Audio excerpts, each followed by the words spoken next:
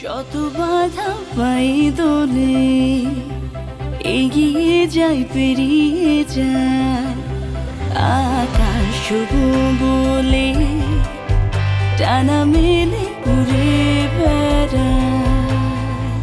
সময়টা টালমাটাল। স্বামী সরকারি কর্মকর্তা হলেও তার নিজের যুদ্ধটা নিজেকেই করতে হয়েছে। সংসারের বেড়াজালে থেকেও অনার্স ও মাস্টার্স সম্পন্ন করেন মাসুদা ইয়াসমিন উর্মি। আসুন তার গল্পটা জানার চেষ্টা করি। ছোটবেলা থেকেই স্বপ্ন ছিল স্বাবলম্বী হবার।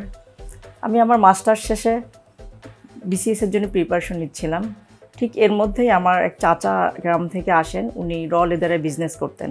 ওনার মুখে এই বিজনেসের কথা শুনে আমার খুব ভালো লাগে। আমার কাছে মনে হয়েছে যে না, আমি ব্যবসা করলে অনেক দূর যেতে পারবো। 2004 সালে চাচার ব্যবসায় কিছু টাকা লগ্নি করে লেদার সাপ্লাই ব্যবসা শুরু করেন। যশোরের রাজারহাট থেকে চামড়া কিনে অ্যাপেক্সে সরবরাহ করতেন। পরবর্তীতে বে ট্যানারিতে সরবরাহ করতেন। এভাবে আমার বিজনেসটা অনেক ভালো করতে লাগলাম।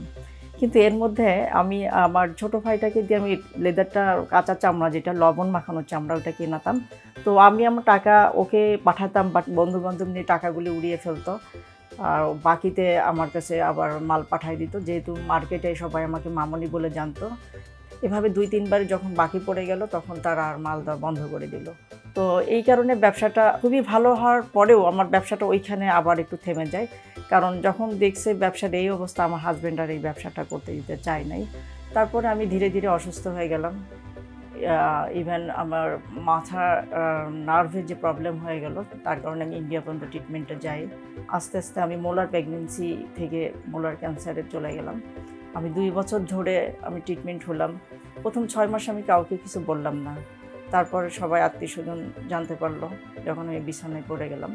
তারপরে ধীরে ধীরে 2 বছর পরে আমি যখন সুস্থ হয়ে গেলাম, তখন আমি আবারও চিন্তা করলাম যে না, বসে থাকলে তো হবে না, আমাকে তো কিছু করতেই হবে। যেহেতু আমার লেদার বিজনেস সম্পর্কে আমার আইডিয়া আছে, তাহলে আমি ফিনিশ লেদার দিয়ে ব্যাগ বানাতে পারি, যেটা আমি বিভিন্ন মার্কেটে যেয়ে দেখি চায়না ব্যাগে সয়লাভ হয়ে গেছে। তো এই চায়না ব্যাগ এত ইম্পোর্ট হচ্ছে বাংলাদেশে, অথচ আমাদের দেশে যত লেদারের সরবরাহ, যেটা বিশ্বের মধ্যে সবচেয়ে, আমাদের লেদারে কিন্তু মানসম্মত লেদার, কারণ আমাদের আবহাওয়ার কারণে আমাদের লেদারটা অনেক ভালো। তো আমি চিন্তা করলাম যে আমাদের এই লেদার দিয়ে যদি আমি চাইনিজ ব্যাগের রেটে আমি যদি ব্যাগ বানায় সেল করতে পারি, তাহলে অবশ্যই এটা খুব ভালো হবে। চিন্তা করতে থাকলাম যে আমি কিভাবে এই ব্যবসাটা শুরু করতে পারি। তো আমি খুঁজতে খুঁজতে একটা ব্যাগ ফ্যাক্টরিতে যাই, যে কিছু আইডিয়া নিই।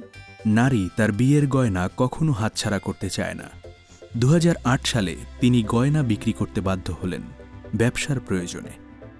আমার কিছু বিয়ের গহনা আমি বিক্রি করে দিই।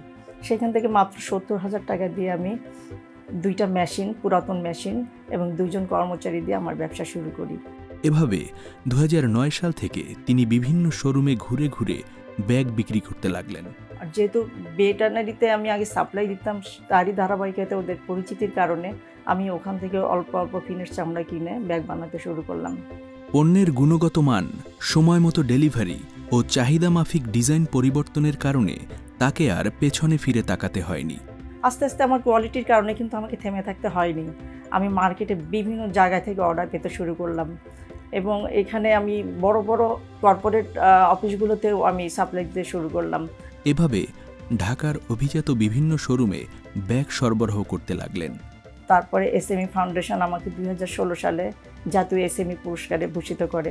আমি খুবই গর্বিত। তারপর থেকে আমার মনে হয় আমাকে আর থেমে থাকতে হয়নি। এই পুরস্কার আমাকে সামনের দিকে এগিয়ে নিতে সাহায্য করছে। আমি এসএমই ফাউন্ডেশনের মাধ্যমে চীন, জাপান, জার্মানি বিভিন্ন দেশে ফেয়ারে অংশগ্রহণ করেছি, এবং এই ফেয়ার থেকে আমি অর্ডার নিয়ে আমি বিভিন্ন দেশে এক্সপোর্টও করেছি বা এক্সপোর্ট করতেছি এখনও। আল্লাহর রহমতে আমি এখন আমার ফ্যাক্টরিতে 70 থেকে 72 জন লোক কাজ করছে। তাদের কর্মসংস্থানের ব্যবস্থা করতে পেরে আমি খুবই আনন্দিত। উর্মি 2 হাতে সামলেছেন ব্যবসা ও সংসার। সামনে নিশ্চয়ই আরও ভালো কিছু অপেক্ষা করছে। এই বিশ্বাস নিয়েই শুরু হয় তার প্রতিটি দিন। আকাশ বলে টানা মেলে ঘুরে বেড়ায়।